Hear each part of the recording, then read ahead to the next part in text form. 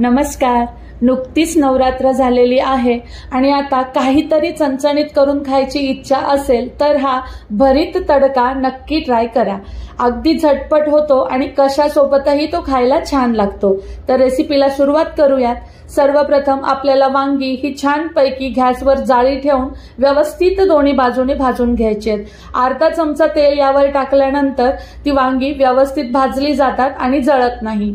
2 वांग्याला 2 कांद्यांचं प्रमाण घ्यायचं आणि कांदा बारीक चिरून घ्यायचा आहे. कांदा बारीक चिरून होईपर्यंत आपलं वांग इथे छानसं भाजत आलेलं आहे आणि हे वांग भाजून झालं की आपल्याला ते एका पॅनमध्ये काढून घ्यायचंय. तर मैत्रिणींनो, इथे आता वांगी आपण पॅनमध्ये काढलेली आहेत आणि आता मी याची देठं काढून घेणार आहे. देठं काढून घेतल्यानंतर जो कांदा आपण बारीक चिरून घेतला होता तो मला यामध्ये टाकून घ्यायचा आपल्याला. आणि कांदा हा बारीक चिरलेला असावा. वरून अर्धा चमचा हळद, 1 चमचा लाल तिखट, अर्धा चमचा मीठ आणि भरपूरशी कोथिंबीर टाकून मस्त हाताच्या साह्याने किंवा तुम्ही चमच्यानेही हे सर्व मिश्रण एकत्रित करू शकता. तर थोडंसं हाताने कुस्करलं तर कांद्याचा अर्क यामध्ये उतरतो. त्यानंतर गरमागरम तेलामध्ये जिरं मोहरीची फोडणी करायची आणि या मिश्रणामध्ये मस्त असा तडका टाकून द्यायचा.